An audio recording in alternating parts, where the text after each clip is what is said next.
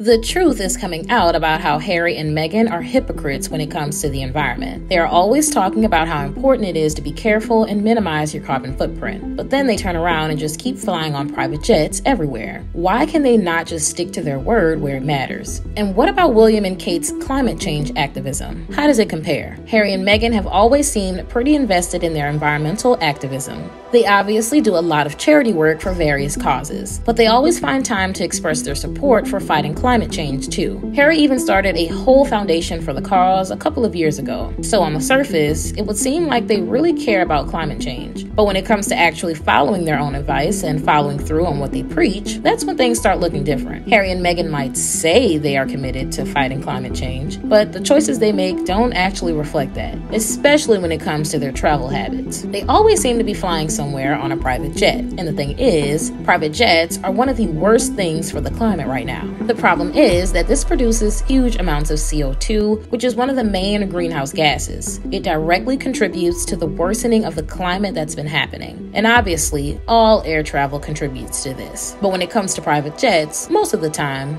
they're completely unnecessary. Like when Harry and Meghan took one to go to a Katy Perry concert just recently, they flew from their home state of California to Las Vegas where the concert was. And the thing is, that's not even that far at all. The flight only lasted about 40 minutes. It's actually close enough that they could have taken a car instead of the private jet. According to Google, it should only take over 5 hours to drive from Montecito, where Harry and Meghan live, to Las Vegas. Obviously, that's still a pretty long time compared to the 40 minutes on the private jet. But it's also not so long that they couldn't have just driven there if they really wanted to. The time difference would just be a sacrifice to being more climate friendly. And from how they always talk about climate change, you would think that they would be ready to make that kind of small sacrifice. Last year, Harry spoke at a United Nations meeting in New York City, and a huge chunk of his important speech was about climate change. He pointed out that there is no doubt that climate change is real and dangerous. The science is very clear on that, and it's obvious that Harry is aware of this. He also said that it's obvious what the right thing to do is, and that there's only one question left to answer, which is, in his own words, whether or not we all are brave enough and wise enough to do what is necessary. And obviously, when it comes to climate change, the thing to do is actually try and lower your carbon footprint, which should be pretty easy for him and Meghan. They could just stop flying everywhere on a private jet. And you might say, maybe they didn't actually have the extra time to drive to Las Vegas instead of quickly flying over. That is actually a real possibility. Maybe they had something going on earlier in the day that they just had to do. And maybe that thing didn't actually leave them with enough time to drive to Las Vegas after and still make the concert. Or maybe they just really don't like long drives for some reason. But even if they couldn't or didn't want to take the car, the thing is, they could have still flown commercially. They could have just bought tickets on a public flight like normal people do. That would be much better for the environment than taking a private jet. The commercial flight will still take off whether or not Harry and Meghan are on it. So they're not actually making the climate situation any worse by flying commercial. But obviously, they didn't do that. They took the private jet instead. Even though Harry actually founded a global initiative that focuses specifically on lowering the environmental impact of travel, his own organization is all about choosing more environmentally friendly ways to travel. It's called Travelist. And when he was launching it back in 2019, he actually said that 99% of the time he travels on commercial flights. He said that the only time he doesn't is when there are safety concerns for his family. And if I'm being fair, Harry and Meghan probably have a lot of those all the time. But does that actually justify flying on private jets all the time? Right now, it's definitely not the case that 99% of Harry's flying is done on commercial airplanes. In comparison, William and Kate fly commercial much more often than Harry and Meghan. There are so many videos and pictures out there of them being seen on a commercial flight because they actually do travel commercial pretty often. Unlike Harry and Meghan, who just don't get spotted that often because they don't really fly commercial that much. It's not really a pretty comparison for Harry and Meghan, especially because less than a day after they flew to the Katy Perry concert, William actually took a commercial flight from the UK to Singapore. He was going there for the Earthshot Prize Awards. He actually founded the awards in 2021, and they're all about helping the environment and fighting climate change. So it's only appropriate that he took the more environmentally friendly commercial flight over a private jet. But compared to the California to Las Vegas flight that Harry and Meghan took took, William's flight was much longer. It's a 13-hour flight from London to Singapore. Long flights like that can be really uncomfortable, and it would definitely have been much more convenient for William to just fly private. But he didn't do that. He chose to fly commercial because it's better for the environment. Obviously, even he and Kate sometimes fly private, especially when they're on an official state visit as representatives of the royal family, which is pretty understandable, honestly, that they would fly private for that kind of thing. But it really seems like William and Kate tend to fly commercial whenever they can, unlike Harry and Meghan. And the worst part is that they're just not really sticking to their word. Back in 2021, Harry and Meghan actually said that they would work toward reaching net zero carbon emissions, and not just themselves either. They actually vowed that their whole organization, Archewell, would have net zero emissions by 2030. They said this after the United Nations Climate Change Conference that happened in Glasgow in 2021. It was determined at the conference that things really needed to change by 2030 in order to save Earth's climate. That's why a lot of influential people made vows like this in 2021. Even William's Earthshot Prize was founded following this conference. It's just sad that Harry and Meghan apparently can't stick to their word in this. Taking a 40-minute private jet flight to a concert is exactly the kind of thing they vowed not to do. And it wasn't even their own private jet. It actually belongs to Michael Hurd, who is an oil heir from Texas. Harry and Meghan flew to the Katy Perry concert together with Michael, his wife, Whitney Wolfe Herd, who is the founder of the dating app Bumble, and several other celebrities. Altogether, there were 8 people on that jet, and Michael Hurd actually got asked about the whole thing later by the media. They asked him what he thought about Harry and Meghan taking a private jet to a concert, especially since it was his private jet that they took. But Michael said that he wasn't Harry or Meghan and that he didn't have any opinion on this. But anyway, what do you guys think? What do you think about Harry and Meghan's questionable behavior when it comes to the environment? Let me know in the comments below.